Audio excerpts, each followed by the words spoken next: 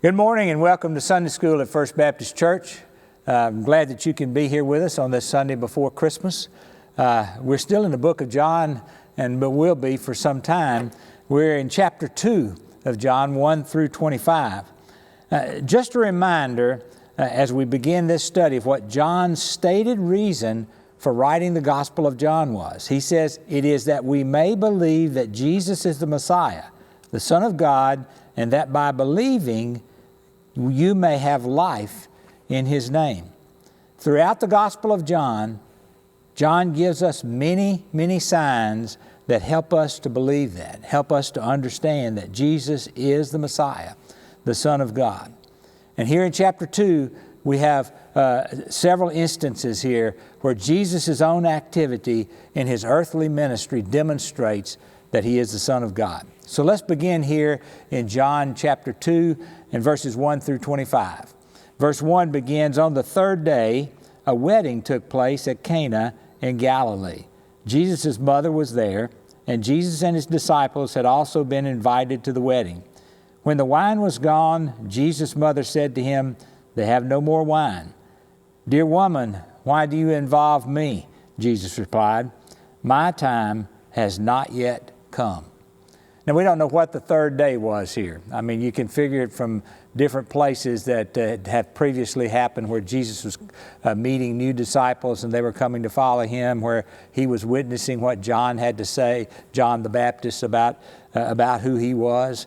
But it is the third day according to what John wrote and recollected.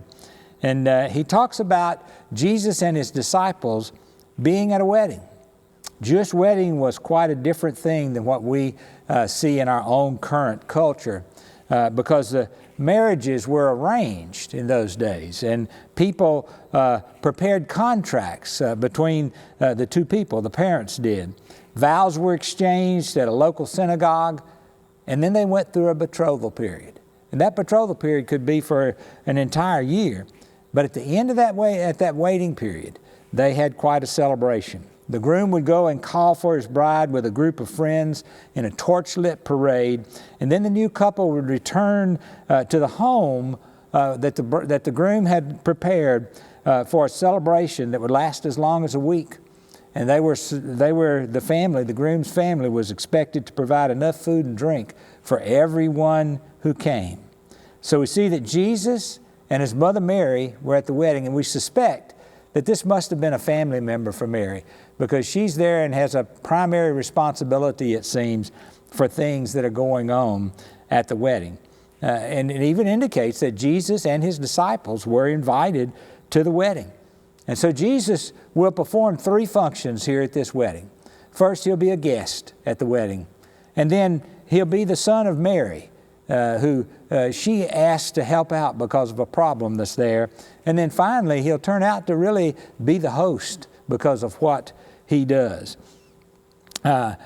Jesus' mother was alone by this time in her life, because there's no mention of Joseph after Jesus' adventure at the Passover when he was 12 years old. We have no other mention in the gospel after that time. And so we suppose that Mary was a widow, and that Jesus, being the oldest son, would be someone that she really depended on. And I think you'll see that as we go through this story.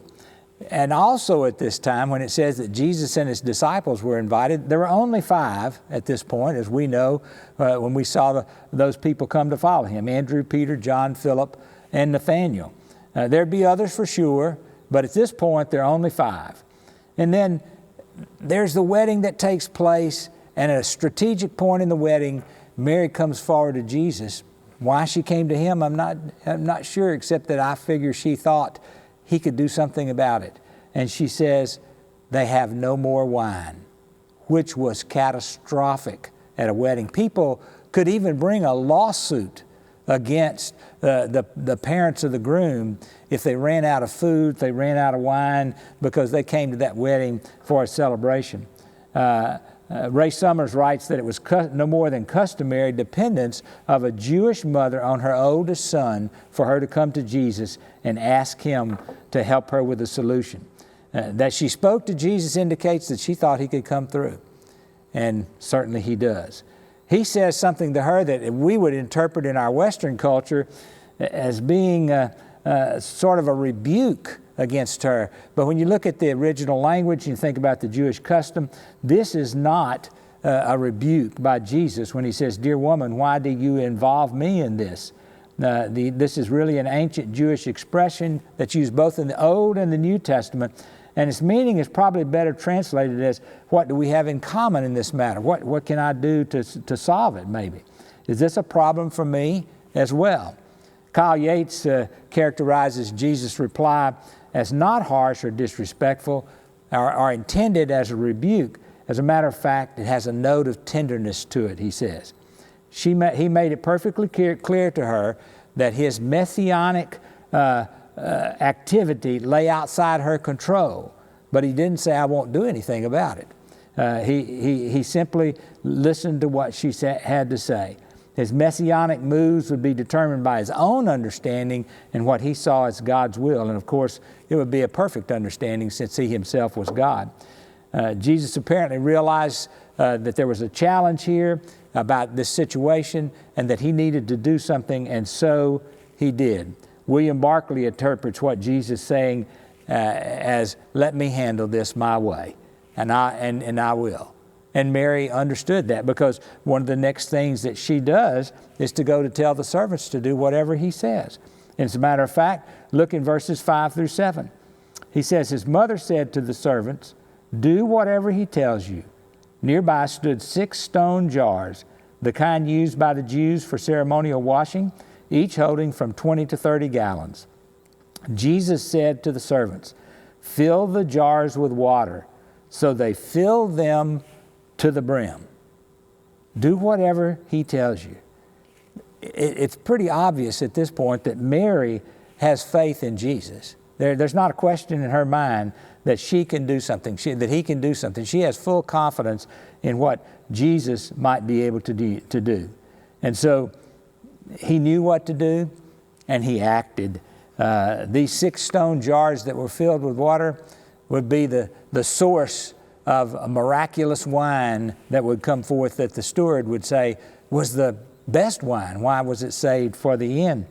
In fact, if you think about this, it says that each one would hold 20 or 30 gallons of water.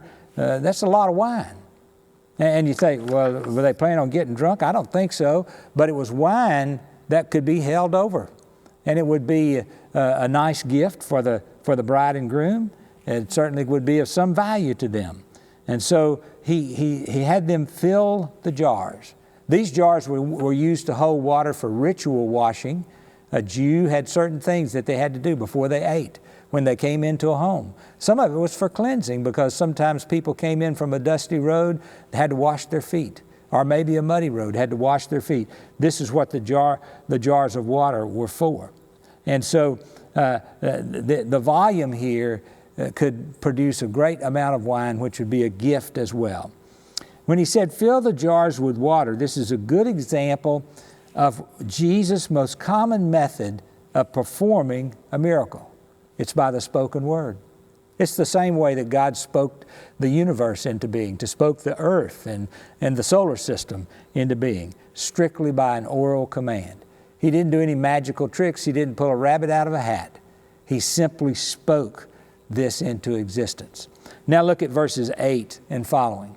He says, "Then he told them, 'Now draw some out and take it to the master of the banquet.' They did so, and the master of the banquet tasted the water that had been turned into wine. He did not realize where it had come from, though the servants who had drawn the water knew. Then he called the bridegroom aside and said, 'Everyone brings out the choice wine first, then the cheaper wine after the guests have had too much to drink. But you saved the best until now.'" The master of the banquet. John has this host to reveal the miracle that has taken place. If Mary knew that the wine was out, other people knew that the wine was out too. And then all of a sudden, this wine begins to appear, and the master tastes it. And it seems clear that the guests that were gathered realized immediately that something special has occurred, or that it became later maybe to everyone that something special had occurred. The servants would have known for sure because they knew they put water in those vessels and what came out was wine. The disciples certainly knew about what is said in verse 11, John said this is the first of his miraculous signs. So John knew, and the other disciples knew as well. And at this time, more people would have learned from even one of these sources as time went along. Save the best to the last. Some people want to give this a sort of an allegorical meaning, but I like what many commentators have said, that this was just a comment, maybe in jest, by the master of the banquet, that he had done something different. Then in verse 11, it says and labels this. This is the first of his miraculous signs Jesus performed in Cana of Galilee. He thus revealed his glory, and his disciples put their faith in him. I think the disciples already had faith in Jesus, but this was something to help their faith grow. They needed reassurance, just as any other human being needs along the way. They wanted Jesus to, as one writer said, to authenticate himself by what he did. He was the Word that was made flesh. He was the Son of God and not simply a teacher. And he demonstrated the fact that he had at his disposal a power, an unlimited power, that could do whatever he chose to do. He could supply all the deficiencies that earthly resources couldn't supply. His divine majesty and power, his unique reasoning with the Father, his godlike character suddenly became visible to those who saw this sign. That's what John liked to call it. Sign which had been revealed to them. It was a sign of Jesus' essential deity. It was a sign and unmistakable display of the glory of God through the person of Jesus Christ. Remember now that John is writing this probably 70 years later or so. And as he writes this, I can imagine him having the same kinds of thoughts along the same line of how William Barclay summed up this incident. Barclay said, without Jesus, life is dull and flat. When Jesus comes into it, life becomes vivid and sparkling and exciting. Without Jesus, life is drab and uninteresting.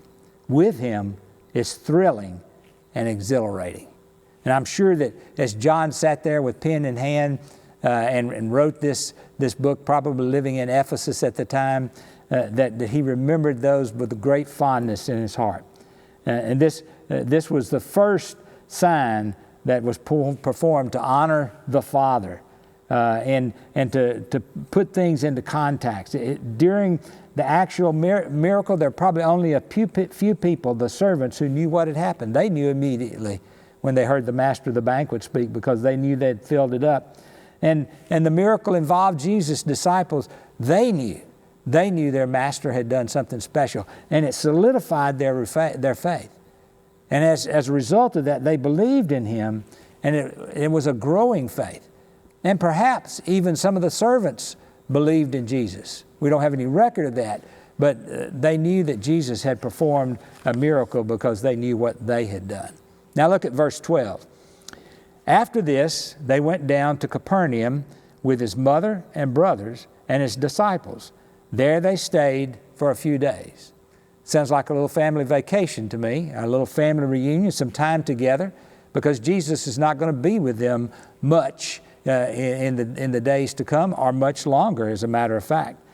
Now, when it says in the Bible, especially in the New Testament, that you went down to Capernaum, this is not what we would traditionally think about, because in the northern hemisphere, on the globe, in North America, if we think about going down, we think about going south. If we think about going up, we think about going north. But in the Bible, this has to do with elevation, because you went up to Jerusalem because it was higher than everything. He went down to Capernaum because it was on the shores of Lake Galilee. And so you had to go down to get there. And so when you hear these two words mentioned, going up, going down, then it has to do with changing elevation. and with his mother and his brothers. You know, we know who Jesus' brothers were: James, Joseph, Simon, and Judas. And Matthew 13:55 tells us that. Those were the brothers of Jesus. And of course, James would be one of the people who writes a book in the Bible. Then in verse 13, it says that when it was almost time for the Jewish Passover, Jesus went up to Jerusalem. You know, I always like to think about this up and down thing as far as Jerusalem is concerned, because when you're going to Passover, it's hard. You have to climb. When Passover's over and you've celebrated the Passover, it's easy going home. It's going down all the way. This account of Jesus' activities is perhaps one of the most perplexing things in the New Testament. And I want to talk about that in just a minute, because it has to do not with the event itself, but John's placement of this event in the story of the life of Christ. Because the story that we're about to look at is a story that the three synoptic gospels will place at the end of Jesus' ministry. It's at the end of his ministry, right before his crucifixion. John, however, is not trying to present a chronological account. His stories, his events are placed in such a way to help people believe that Jesus was the Christ, the Son of God, and to be saved. According to Ray Summers, John introduced it early in his gospel for a theological purpose, because he wanted to show that Jesus' manifestation of the Lord of the temple was at the very heart of the gospel. And since he was the Lord of the temple, that put him right at the center of Hebrew religion. And he'll do that. It begins by introducing the setting, and doesn't bother to offer a time stamp, except to say it's the Jewish Passover. What other kind of Passover could there be but the Jewish Passover? We don't know why he put that in there, but he did. As a Jewish man, it was natural for Jesus to go up to Jerusalem for Passover. About half of John's gospel is devoted to the last 2 weeks of Jesus' life at the Passover. And he does take Jesus to the Passover more often than the other Gospels do, because he has him there 3 and maybe even 4 times, it seems like, when you look through there. But he filtered everything through the aspect of his gospel through Jesus' loving sacrifice. And he wanted to make that case that Jesus was the Son of God. And at the end of his gospel, he'll make that case that it was a loving sacrifice that Jesus demonstrated for us on the cross when he gave himself for our sins. Now look at verse 14. It says, immediately, without even building up anything, in the temple courts he found men selling cattle, sheep, and doves, and others sitting at tables exchanging money. Now, right here at this point, there's really nothing to be upset about except the scene that's there that Jesus was upset about. Now, why were they doing this? Whenever people came to the Passover, they may have come from a long way.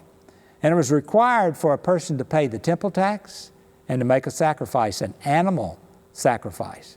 May not be able to carry a sheep or a cow, whatever he might bring, for the distance that he was coming, especially one that would be unblemished. It had to be unblemished.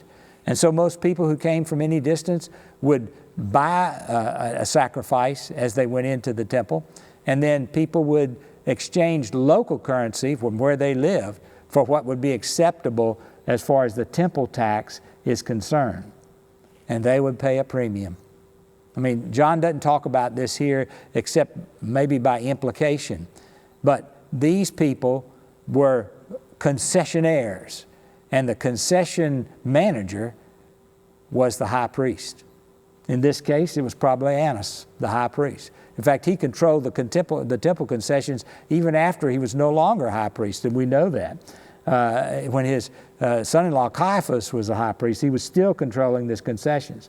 And so what they did, if you gave them currency, they charged you an exorbitant rate in order to exchange that currency.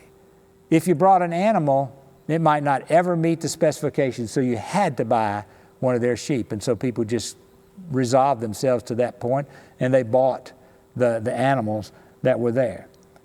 And it was also in a place that really Jesus didn't like seeing it.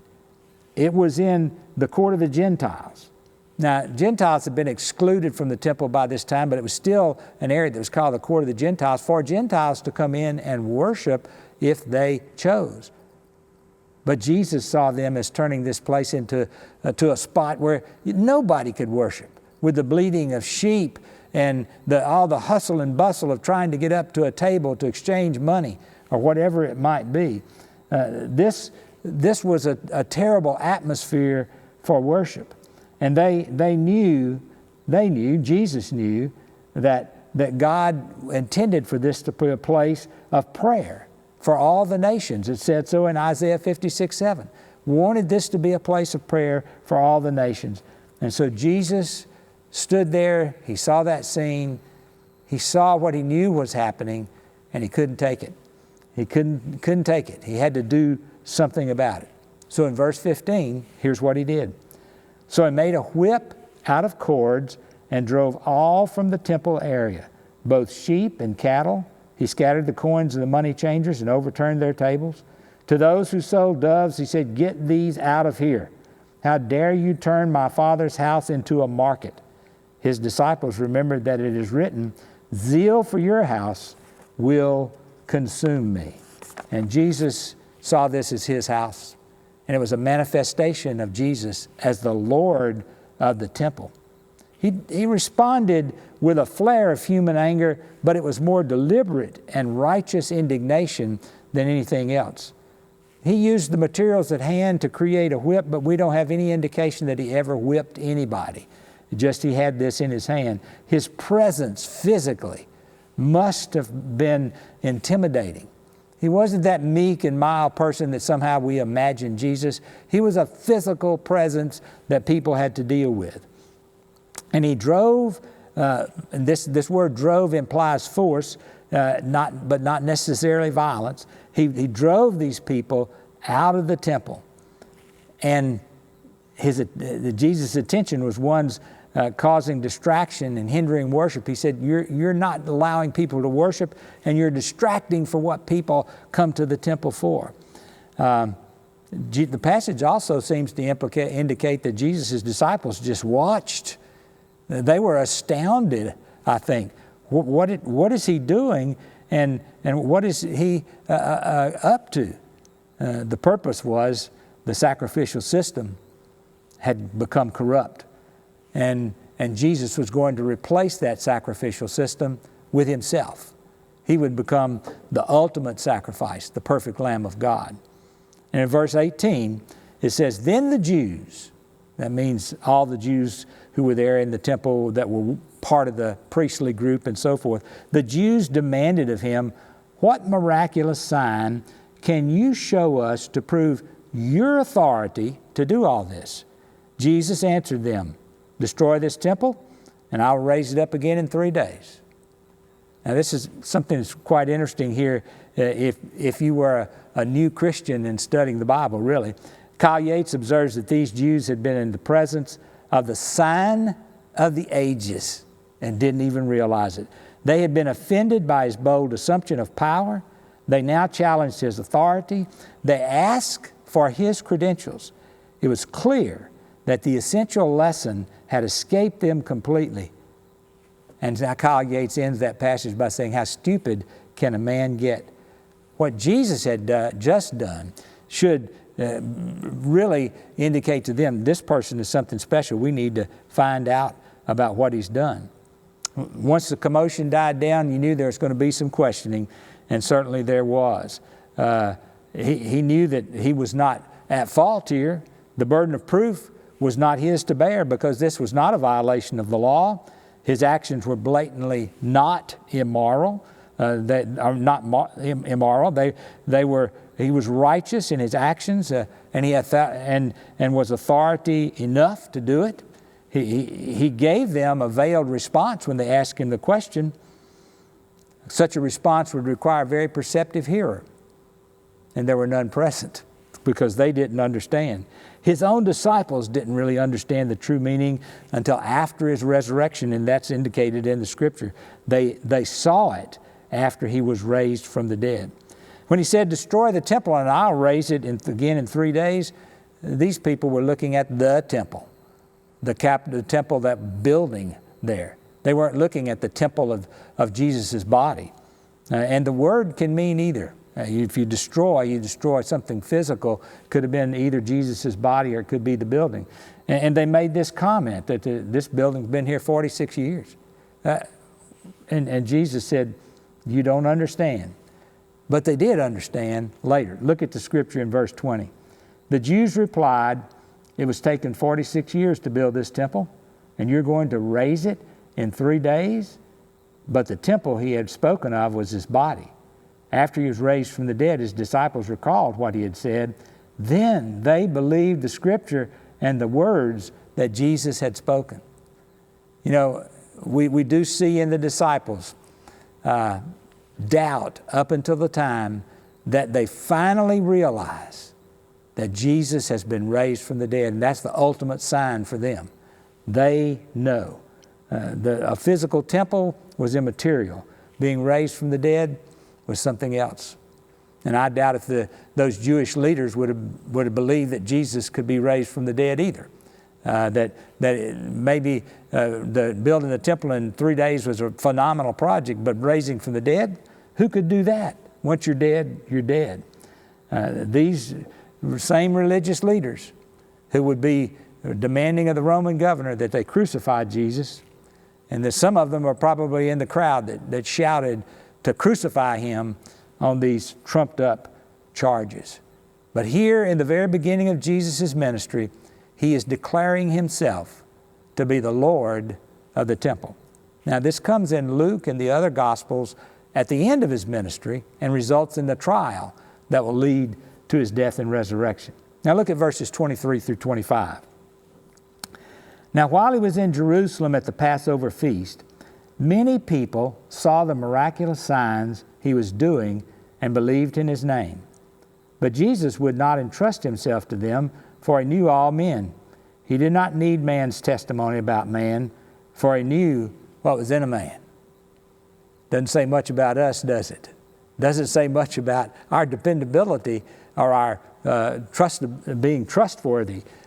Jesus wouldn't place his faith in a man, it says. But note the fact that it says many people. This is not the number of signs that he showed, but many people who saw the signs that he did perform believed. It is an amazing story of Jesus' appearance in Jerusalem and people believing because of the signs he performed. And throughout his life, John's going to tell about all of these signs that Jesus performed in his ministry so that the people who were observing it may believe. The signs are important in John. It's the result in faith in Jesus. I like this quote from William Barclay.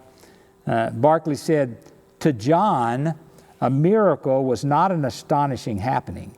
It was not simply a deed of power. It was a sign. That is to say, it told people something about the person who did it. It revealed something of his character. It laid bare something of his nature. To John, the supreme thing about the miracles of Jesus was that they told people something about the nature and the character of God, signs of the love of God." And as a result, throughout his career, throughout the 3 years that he spent, many people believed in his name.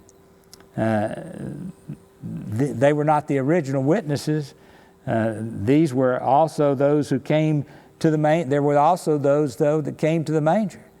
These people all along the way became witnesses because of the sign that they saw. And the original sign was for a very few people who came to the manger. And as a result, they believed in his name. I love the way that the hymn writer captures this in the Christmas carol, "What Child Is This?" He says, "What child is this who laid to rest on Mary's lap is sleeping, whom angels greet with anthems sweet, while shepherds watch are keeping? This is Christ the King, whom shepherds guard and angels sing. Haste, haste to bring him laud. the babe, the Son of Mary? Why lies he in such mean estate where ox and ass are feeding? Good Christian fear, for sinners here the silent word is pleading. So bring him incense, gold, and myrrh. Come, peasant king, to own him. The King of kings salvation brings. Let loving hearts enthrone him. Sing that first verse with me, if you will, or just listen if you don't know this song. What child is this who laid to rest on Mary's lap is sleeping,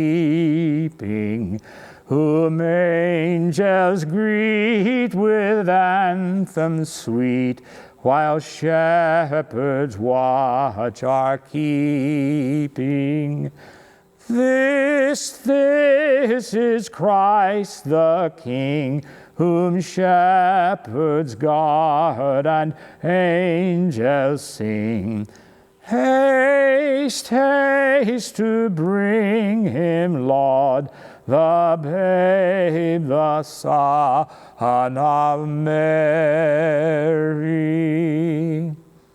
When you sing that carol this Christmas, when you think about Christ in the manger, think about that original sign that John wanted us to know about, the sign of Jesus and the many other signs that he gives in his gospel that we'll be studying. I hope you have a good week.